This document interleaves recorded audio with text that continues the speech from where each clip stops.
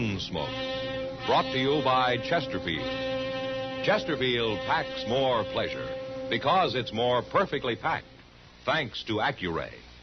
They satisfy the most.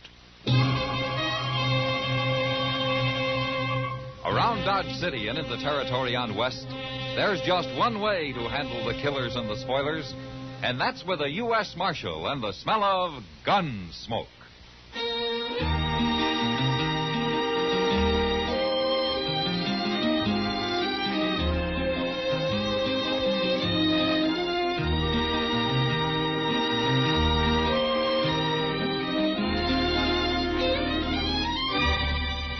Gunsmoke, starring William Conrad. The transcribed story of the violence that moved west with young America. And the story of a man who moved with it.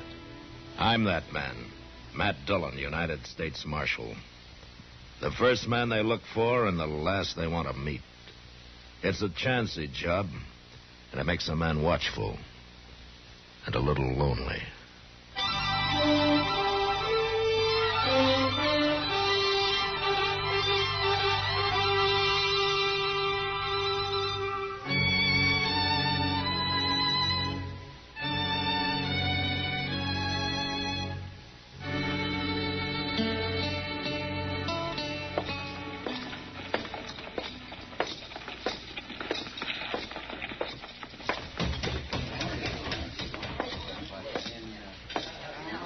Marshal Dillon. Hello, Bowers. How's the cattle business? I shipped 1,000 head out in the Santa Fe this morning. Guess I can afford to buy you a drink? Well, thanks, Bowers, but I hear Doc Adams has been looking all over for me. I better go find him. I was in here a while ago talking to Kitty. Huh? Oh, here she comes. Maybe she knows where he went. Matt? Oh, Kitty. Hello, Mr. Bowers. Oh, Kitty. Doc had to leave, Matt. They called him out to the Smith place on an emergency. But he asked me to give you a message. Oh? You know Ed Thorpe and his wife? Well, sure, I know. Yeah, they got a little piece of land right on the south edge of my ranch. They're not doing very good, though. Well, they sure aren't, according to Doc. He was out there last night, and he'd planned to go back for him today. To go back for him? They have to be brought into town, Matt. They've got spotted fever, both of them. Hey, they got a little baby out there, too. Well, that's why Doc says somebody's got to fetch all three of them into Dodge where they can be taken care of. Well, I'll find a wagon and go after him tomorrow. We couldn't get him back tonight anyway. You want some help, Marshal? I got a pack of cowboys who ain't earning their feed. Well, thanks, Bowers, but Chester and I can manage. You might need some help. Oh, what do you mean? Ed Thorpe. Sick as he may be, he'll get a gun and fight before he lets you carry him off that place. I know him. Ah, then he can stay there, but I'm going to bring his wife and child in. All right. But you keep an eye on him. He can be a bad one.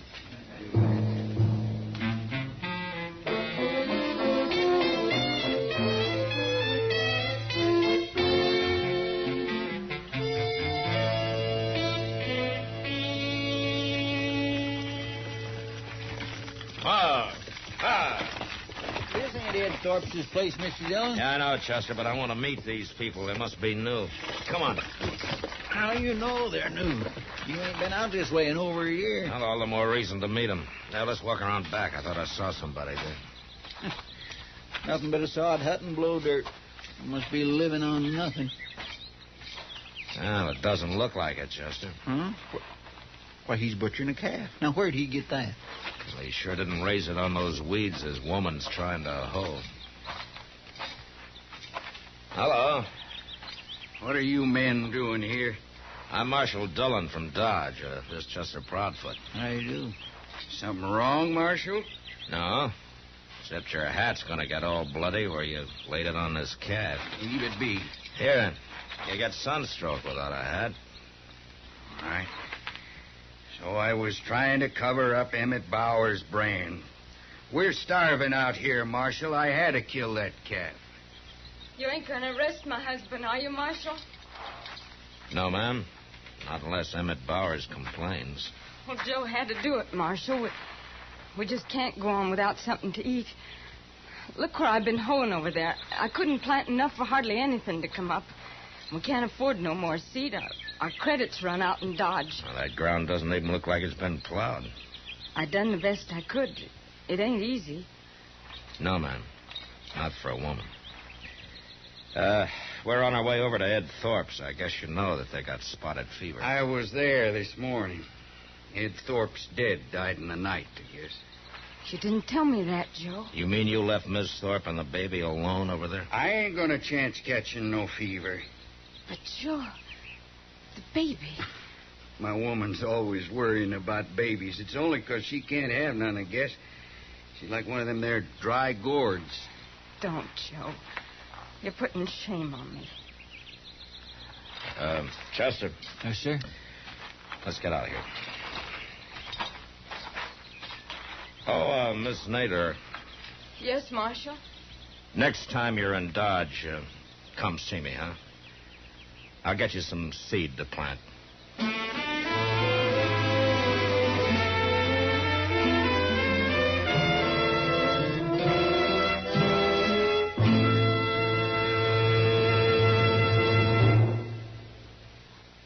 That whistling man, Bobby Haggart, really started something. Tonight, the Calypso Boys join in. Ready, amigos?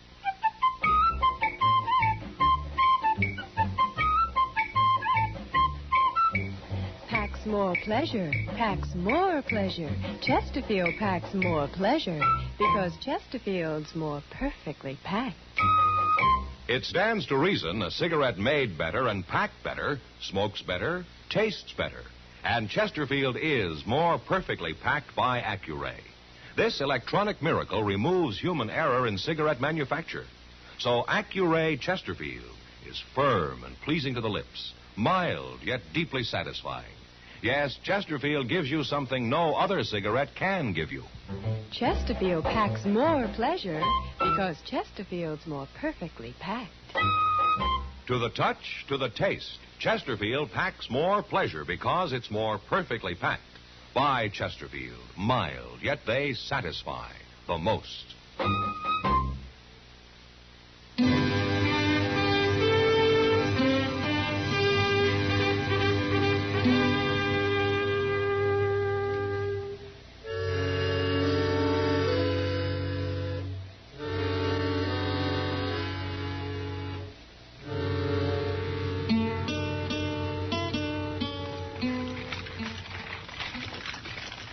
Goodness, Mr. Dillon, I thought we wouldn't never make Dodge tonight. How's the baby, Chester? Well, it's asleep anyway. Guess I've been holding it right, huh? Just like a mother. Oh, I am not. Oh, there's Doc waiting for us. Oh, there. You just sit tight a minute, Chester. We'll help you with the baby. I hope it don't wake up or anything. Matt, where are Ed Thorpe and his wife? Well, Ed died before we got there, Doc. Miss Thorpe's lying down in the wagon back there. We covered her up good. She's been asleep most of the way. Oh, yeah. Mrs. Thorpe? She's still asleep. Give me a hand up, Matt. Yeah. Okay. Oh, Mrs. Thorpe? Oh. Oh, my.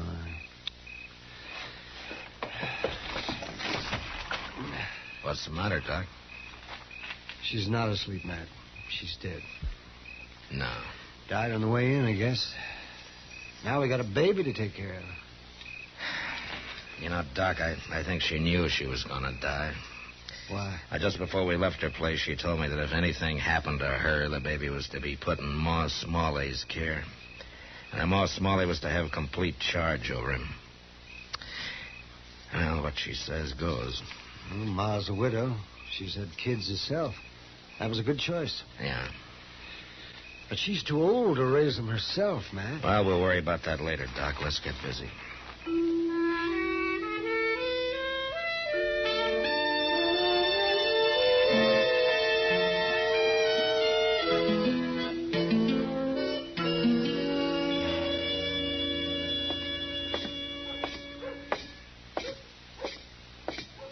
Hello, Ma. Howdy. How have you been, Miss Needler? Pretty good, Marshal. Marshal, Mrs. Needler wants to adopt the Thorpe baby. Oh? Well, Miss Thorpe left the baby in your charge, Ma. It's all up to you. Well, I've had him over a week, Marshal, and I'm going to keep him a while longer so he'll be near Doc just in case. But Mrs. Nadler here seems like a mighty fine woman to me. And I'd let her take that baby, only I'm worried about one thing. I told her, Marshal, and the truth, and she's afraid maybe Joe and I can't make a go of it out there. You remember what you said when you was leaving that day? I said to come to see me. I'd help you get some seed to plant. Well, now, that's all I need. I get a little corn up there. I might even raise a few hogs. I'll work awful hard, Marshal. I promise I will. She gets started. She can have the baby, Marshal. Miss Nadler, why don't you come by my office before you leave town? I'm going to the store here and have a talk with Mr. Jonas now. Oh, Marshal, I do thank you. Come on back to the house, Mrs. Nadler. All right. You can look at him.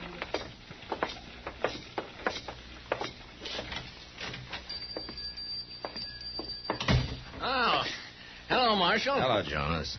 Well, what can I sell you today? I came by to see you about Miss Nadler. You know her, don't you? Yeah, of course I do. Joe Nadler's out back in the stockroom right now. Oh, he is? Yeah. Nadler, come in here a minute. He's buying himself a new pair of boots, Marshal. I thought their credit had run out. Oh, well, Nadler's doing better now. He started bringing meat into Delmonico's and a couple other eating places and paid up part of his bill already, ain't you, Nadler? I don't know as I like you talking about my private affairs, Jonas. Oh, no harm. It's only Marshal Dillon. Come on, Nadler. Those are good-looking boots. They ought to be. Them's the best I stock. Them's $20 boots. $20, huh? I'd buy a whole wagon load of seed, Nadler. You telling me how to spend my money? Does your wife know you've been doing better lately? Family matters ain't no concern of the law. Yours are. And if it wasn't for your wife, I wouldn't bother just warning you. But because of her, I'm telling you to take off those boots and buy some seed and whatever else you need to grow corn with. Now, you look here, You Marshal. shut up! Now, I'm giving you a chance, Nadler. In 3 days from now, I'm riding out to see what you've done with it. It's up to you whether or not you'll be riding back with me.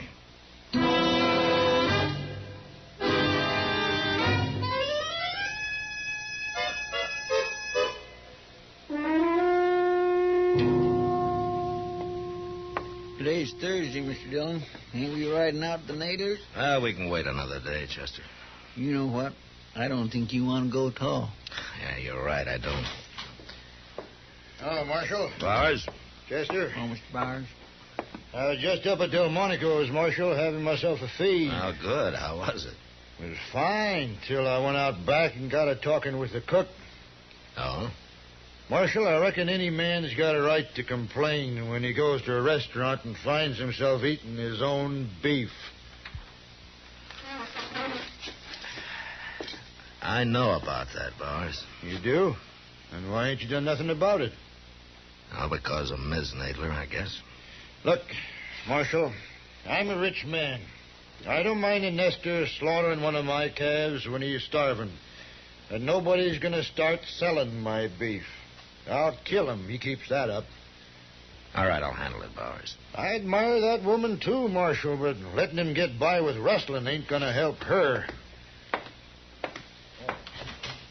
By the way, Ma Smalley brought some pies down to the kitchen while I was there. She's waiting outside here. She wants to talk to you. Get her right out. Thanks, Timmy. Hello, Ma. You riding out to Nadler's, Marshal? I am. Then you tell her I'm sorry.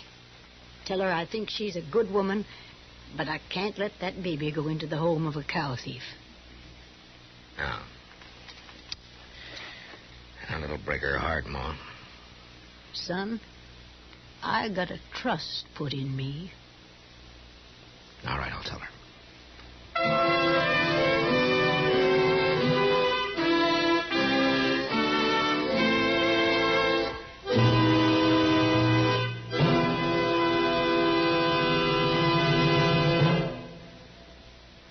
Say, where are you listening to Gunsmoke? In your car? Getting ready for dinner? Oh, I see. Just relaxing in your favorite easy chair. Well, I'd say you're in a good spot right now to really enjoy a Chesterfield. You see, Chesterfield packs more pleasure because it's more perfectly packed. It stands to reason. A cigarette made better and packed better smokes better, tastes better.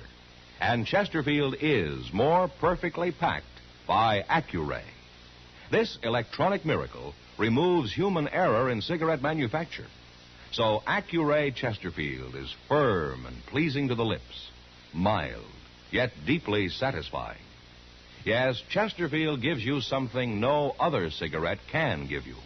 Chesterfield packs more pleasure because Chesterfield's more perfectly packed. To the touch, to the taste. Chesterfield packs more pleasure because it's more perfectly packed. Buy Chesterfield.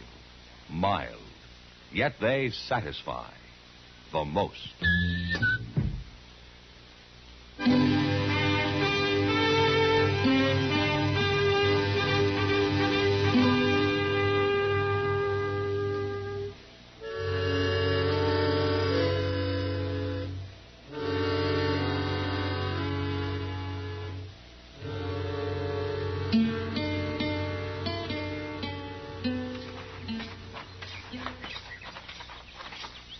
Hello, Miss Nadler.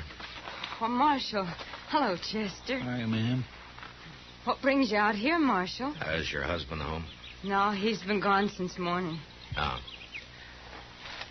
Miss Nadler, do you know that he's been slaughtering Emmett Bauer's beef? Oh. Mr. Bowers complained about it. About that calf? Oh, it's more than that one calf, Miss Nadler. He's been selling meat around Dodge lately.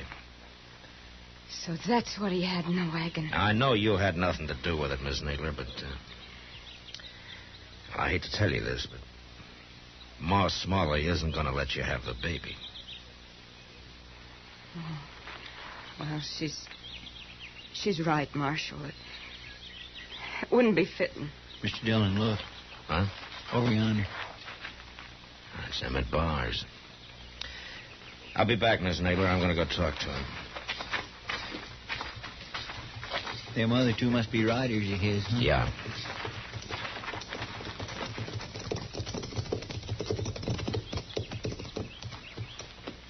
Thought I might find you here, Marshal. Is something wrong, Bowers? One of my men's been murdered. We found him out yonder about 5 miles. He'd been left for dead, but he talked a little. Well, what happened? He's gone now, Marshal, so you'll have to take our word for what he told us. All right. You run across Joe Nadler slaughtering another steer. Nadler shot him? That's right. Anything else? Only that Nadler got on his horse and headed for Dodge. I guess he figures he'll get caught and he might as well get drunk one more time. He'll get caught. I promise you that, Bowers.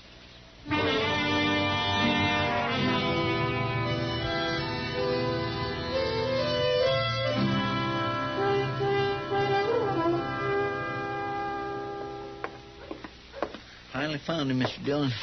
He's in there getting drunk at the bar. Well, it's taken us long enough. Everybody in town must know I'm after him by now. There, see him? Yeah, I see him.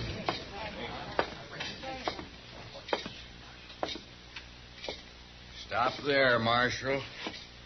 Don't you come no closer. Put that gun away, Nadler. I saw Chester. I knew you'd be in here next. Why, Nadler? You don't fool me. You know all about it. You admit killing that rider? I knew when I shot him I couldn't get by with it. My horse's tracks was all over the place. Well, don't make it any worse than it is. I told you not to come no closer.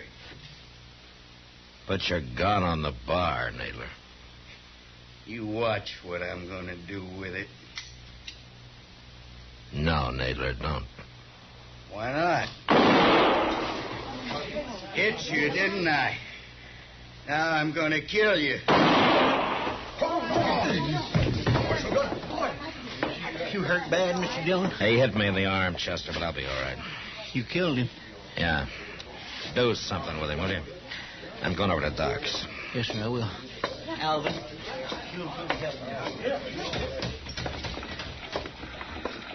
Marshal Dillon? Huh? Oh, Ma Smalley. Why, you've been hurt. Oh, it's not bad, Ma. What about Joe Nadler? He's dead. I figured he would be. I heard you was looking for him. That's why I followed you down here. Look, my arm's bleeding some, Ma. I better get over to Doc's. Well, you hear me out first, Marshal. Yeah, of course, Ma. Go ahead. You'll be the one to tell Mrs. Nadler about him, won't you? I guess so. Take a wagon with you, Marshal. What? A woman can't live out there alone. Now, I got an extra room at my house if she'll help with the work. Well, what about the baby? It'll be her baby, Marshal. And tell her I won't interfere none, neither. Yeah, I sure will, Ma. I'll tell her all that. I'll go out first thing in the morning. Well, you won't go nowhere. You just stand here gabbing all night. That arm's bleeding, Marshal. You ought to go get it fixed, you hear? Yeah, you're right, Ma. But then you pretty off on a har.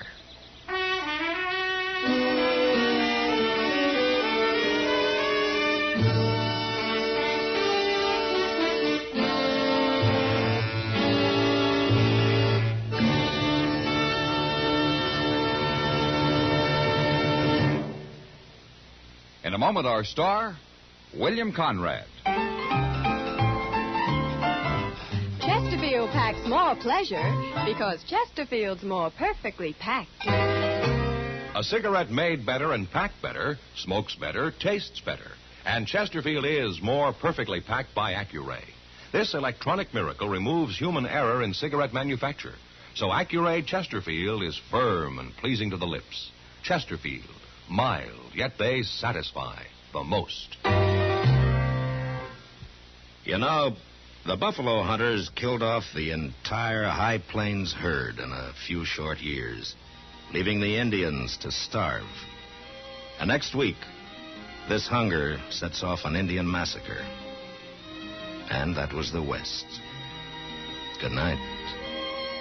Gunsmoke, produced and directed by Norman MacDonnell, stars William Conrad as Matt Dillon, U.S. Marshal. Our story was specially written for Gunsmoke by John Meston, with music composed and conducted by Rex Corey. Sound patterns by Tom Hanley and Bill James. Featured in the cast were Vic Perrin, John Daner, Jeanette Nolan, Virginia Christine, and Frank Cady. Parley Baer is Chester, Howard McNear is Doc, and Georgia Ellis is Kitty.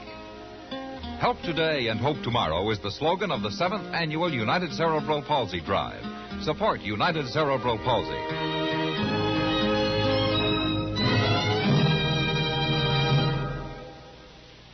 Live modern. Smoke L&M. Live modern. Change to L&M. Only with L&M can you enjoy the full, exciting flavor of today's finest tobaccos through the modern miracle of the pure white Miracle Tip. So light up, free up, let your taste come alive. Live modern. Smoke L&M. Live modern. Change to L&M. Join us again next